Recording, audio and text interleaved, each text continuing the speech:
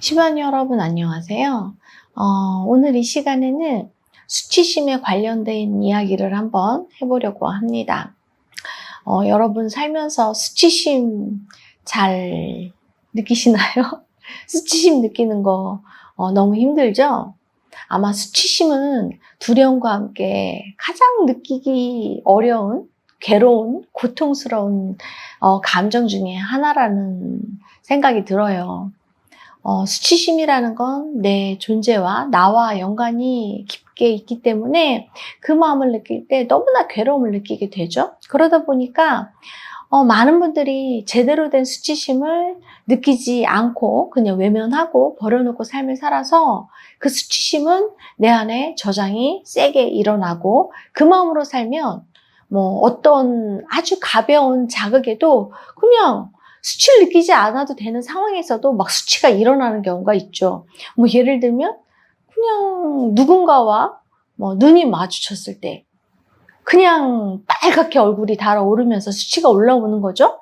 막 당황하는 거죠. 근데 사실은 그런 상황에서 내가 수치를 느낄 이유는 없죠. 그럼에도 불구하고 별것도 아닌 자극에도 나는 나의 수치를 느끼게 되는 경우가 정말 많이 있어요. 또 혹은 수치를 너무 외면하고 버려놓고 사는 경우 진짜 내가 수치를 느껴야 되는 상황, 내가 정말 수치스러운 행동을 해서 수치심을 제대로 느껴줘야 되는 상황에서 수치를 전혀 못 느끼시는 분들이 있어요. 이런 분들도 수치를 너무나 외면하고 버려놓고 살아서 그냥 수치 관념체가 돼버린 거죠.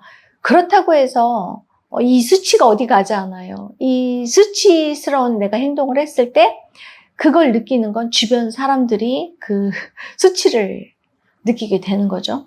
그렇기 때문에 우리가 이 수치심이라는 걸 꼭 제대로 인식하고 느낄 필요가 있어요.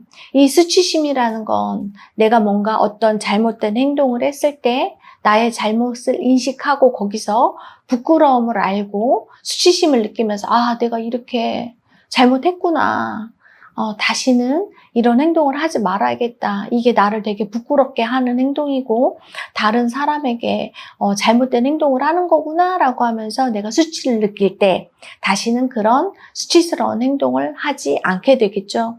내가 만약에 수치심을 느끼지 못한다면 내가 어떠한 잘못이나 부끄러운 행동을 했음에도 불구하고 그게 부끄러운 행동인지를 마음으로 느끼지 못하니까 뭐 머리로는 교육받아서 알죠. 뭐 남 때리면 안 돼. 남한테 뭐 소리 지르거나 남한테 욕하면 안 돼. 뭐 거짓말하면 안 돼.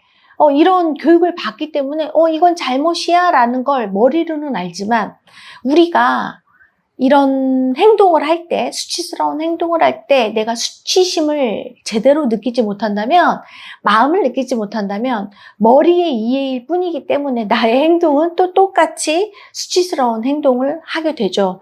그래서 이 수치심이라는 건 자기 통제력과도 아주 깊은 연관이 있어요.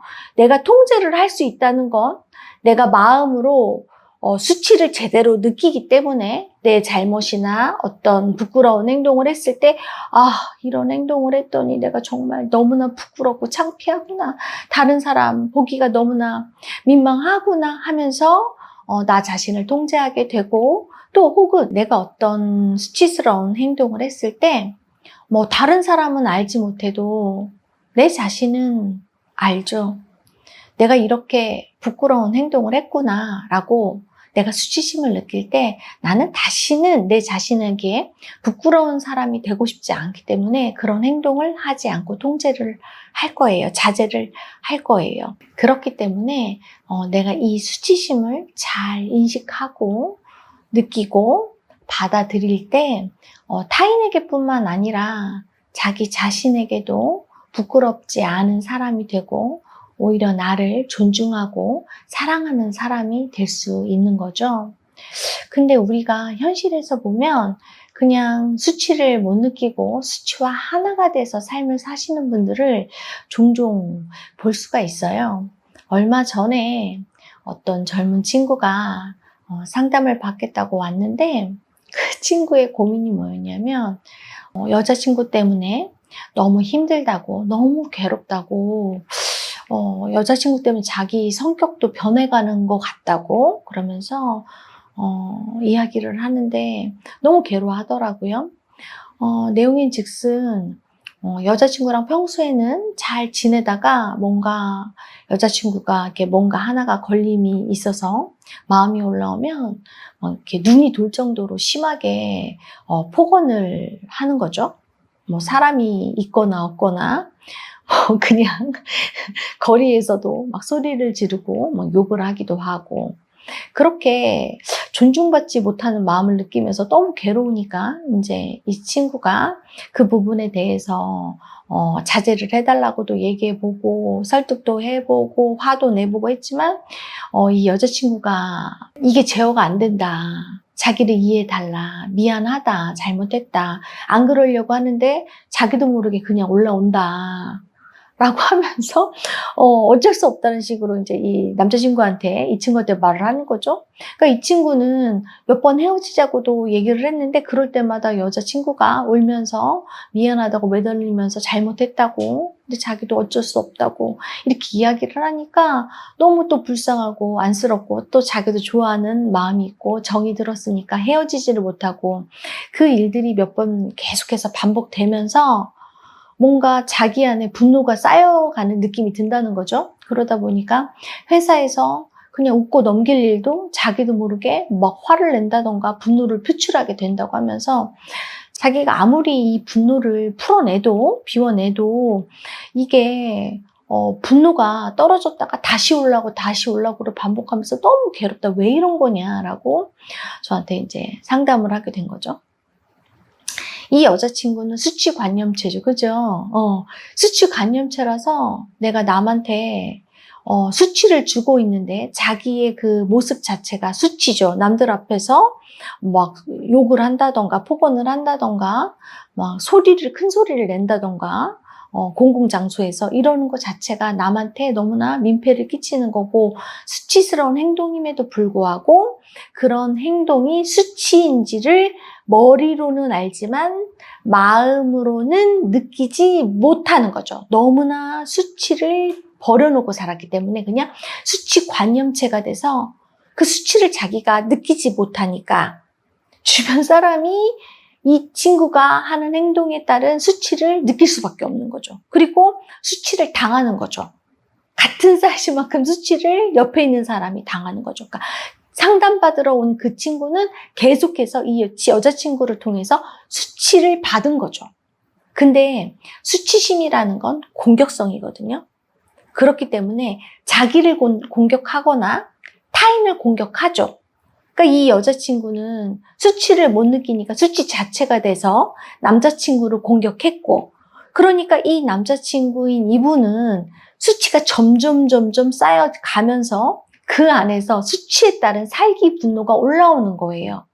근데 내가 이게 분노가 올라오니까 내가 이게 지금 분노 때문에 여자친구에 대한 미움 때문에 뭐 살기 때문에 여자친구가 나한테 이렇게 한 거에 대해서 분노가 올라서 이러나 보다라고 하면서 분노를 아무리 비워내도 이 분노는 떨어질 수 있지만 그 밑바닥에서 일으키는 수치당한 마음은 안 떨어졌던 거죠. 그러니까 수치당한 마음이 또 분노 살기를 일으키고 회사에서도 내가 상대가 무슨 말을 할 때 뭐 나를 안 들어준 내 말을 좀 안 들어준다던가 실수를 할 때 나도 모르게 수치당한 마음이 올라오면서 그에 따른 분노 살기가 올라서 상대한테 그 마음을 또 수치를 줘버리는 거죠. 분노를 하면서 이렇게 그 수치심이 올리는 마음이라는 걸 인식시키고 수치당한 마음이라는 걸 인식시켜서 그 마음을 느끼게 해줬더니 분노 살기가 떨어지면서 수치심을 느끼시더라고요.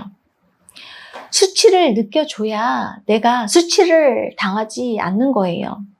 이분 안에는 내가 이 정도의 수치는 당해도 괜찮아라는 허용하는 마음이 있는 거죠. 여자친구가 나를 존중하지 못하고 뭐 내 정신이 아니라 할지라도 그런 나에게 수치 주는 행동을 할 때 수치심을 잘 알고 느끼고 자기를 존중하는 사람 같은 경우 절대 그런 모습을 허용하거나 봐주지 않아요. 옆에 있을 수가 없죠. 그리고 바로 헤어지겠죠. 현실에서 보면요, 뭐 연인 관계에 있을 때 폭언하는 분들, 뭐 폭행하는 분들, 뭐 거짓말하는 분들, 뭐 바람 피는 분들, 이런 분들 한 번에 끝나는 경우 거의 없어요. 뭐 한 번 내가 어떤 실수를 했을 때 정말 수치심이 올라온다면 다시는 그런 행동을 하지 않겠죠. 나는 그런 부끄러운 사람이 되고 싶지 않을 테니까.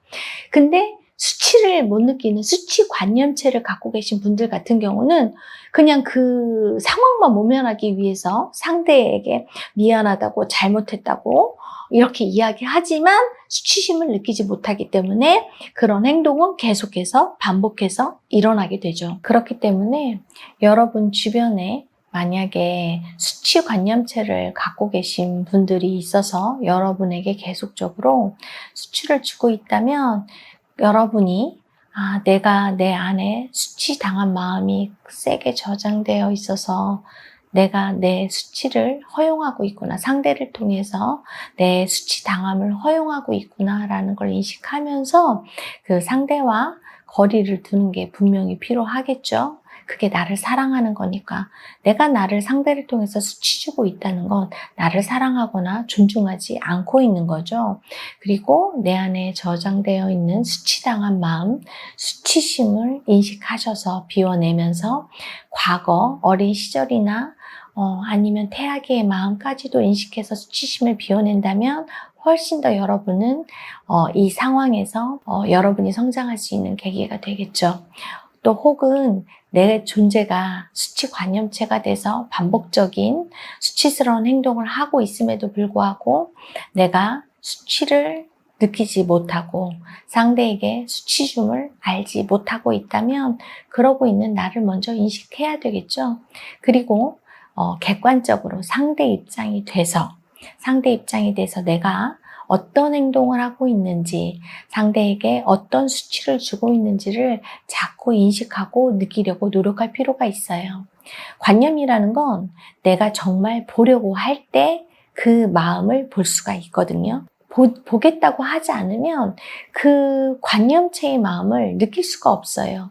하지만 수행자 입장에서 내가 정말 나의 부끄러운 모습을 인식하고 싶고 바꾸고 싶고 알고 싶고 변화하고 싶다는 마음으로 보려고 할 때 나는 나의 수치를 인식할 수 있고 느낄 수 있어요. 그리고 내가 그런 수치심의 관념체가 돼서 제대로 된 수치를 느끼지 못하고 수치스러운 행위를 반복하고 있다는 건 분명 아주 어린 시절이라던가 태아기에 수치당한 마음이 엄청나게 세게 저장되어 있는 상태거든요.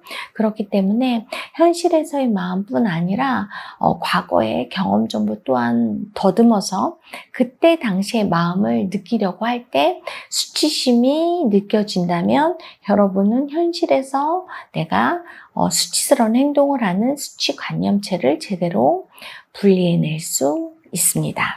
여러분 수치심 올라올 때 외면하지 말고 나를 성장시키는 마음이구나, 나를 사랑하게 하는 마음이구나 라고 느끼시면서 절대 외면하거나 버리지 말고 받아들여서 충분히 느껴줄 때 여러분은 여러분을 사랑하고 존중하는 사람이 될 거라고 생각이 듭니다. 이번 시간 수치심에 대해서 좀 더 알아봤고요. 다음 시간에 또 만나뵙도록 하겠습니다. 감사합니다.